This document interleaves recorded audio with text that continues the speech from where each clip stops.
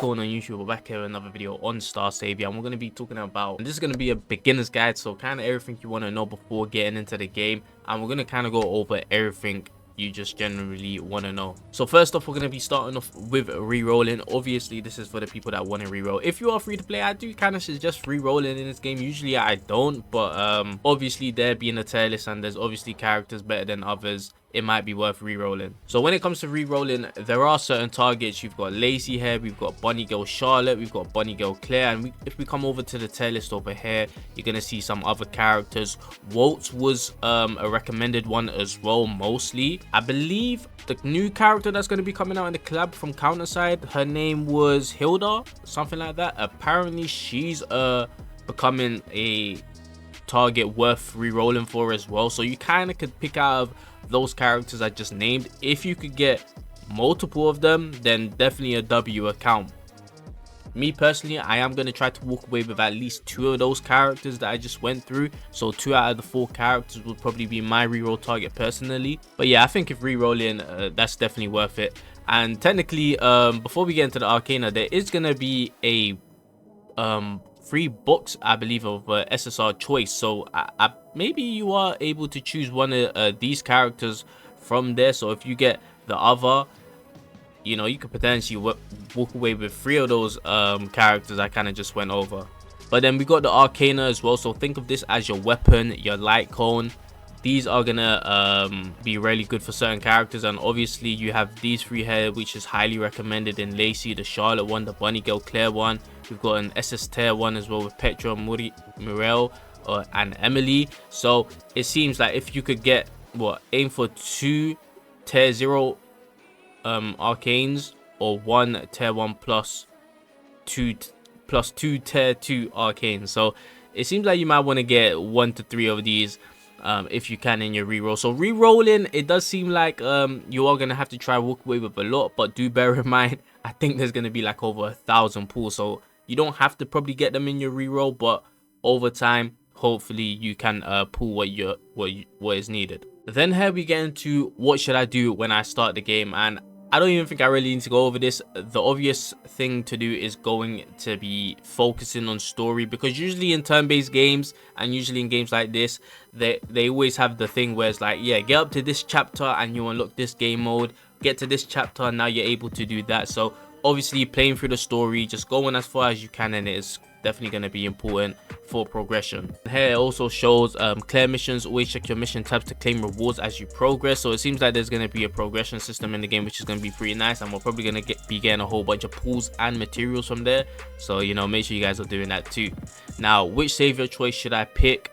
Warehouse. So I believe this is going to be like a free SSR box, and you could choose someone. Here is recommended to choose Lacey if you don't have her already. So this is what I was getting into when I was talking about re-rolling and how you could walk away with potentially 3+ of the top tier characters if you do get a good re-roll, because one of them you can just choose straight out the box.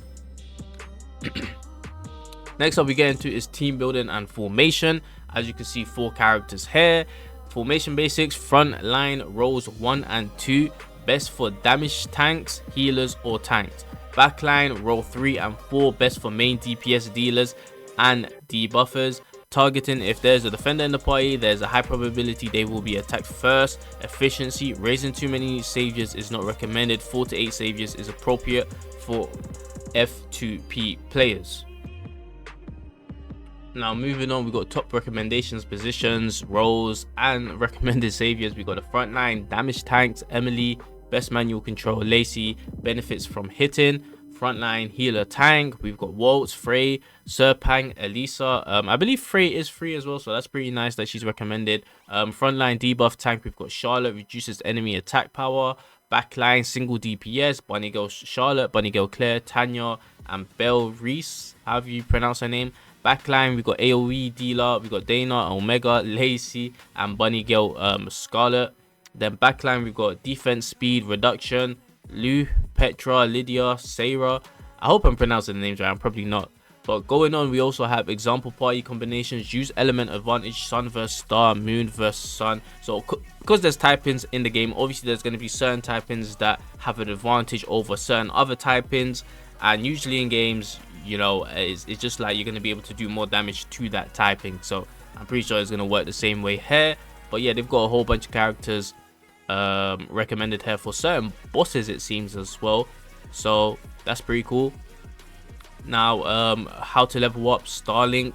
Now you can reset levels at any time without burden, so that's really nice. So experiment freely. Level your 4 main characters in increments of 20. So for people that don't understand what that means like do 20, then 40, then 60, then whatever it goes to 80, 100, 120, 140, 160, 180, 200. I think 200 is the highest. So basically just level them up like that. And you only got to focus on 4 characters, because the way how the Starlink works, you'll be able to go to this page here and put other characters in these slots. And because you got 4 characters leveled up to 40, the characters you put here will also be level 40. So that's the plan with the Starlink. So that's the Starlink there. Then we got resonance and skill cubes. Very important. These resources are extremely limited. Do not waste them on low tier units. Resonance, this is key to increase in specs. Invest primarily into Emily, Lacey, Walt. So obviously they're basically saying the top tier characters you have on your account, you want to use the resources on them. So skill cubes generally aim for a skill level of 366. So I'm guessing this is like the first skill. This is the, you know, a bit more of a special skill compared to the first one, and I'm guessing the third one's like an O or whatever, right? Caution, skill cubes, especially cosmic cubes, are rare. Only invest in SS or S tier characters that will keep you will keep until the end. So basically top tier characters are going to be good for endgame. Then we got equipment strategy. Aim to clear mainstream 14 as quickly as possible to aim for tier 2 equipment crafting. Selection boxes, obtain equipment selection boxes via missions 528, 840, etc. Prioritize the gear for your 4 main Starlink saviors. Upgrade targets for level 14. Weapons, gloves, okay, yeah, whatever. Weapon, gloves, armor strengthened to +3 to +6. Shoes, necklaces, rings strengthened to +9 to 15. And that's pretty much it for the beginner guide. I believe we did actually go everything. So W website, low key, that you basically kind of need to know. I think other things that you would probably want to know in a beginner guide is probably the gacha system. I believe the gacha system is just straight summoning, and there's a mileage system at 200. So if you do want a character, it is best to, you know, I don't want to say have 200 summons, because that is a lot. But yeah, there is no 50-50. There's technically no guarantee, but if you do have enough mileage, you can pick the character from the rate up.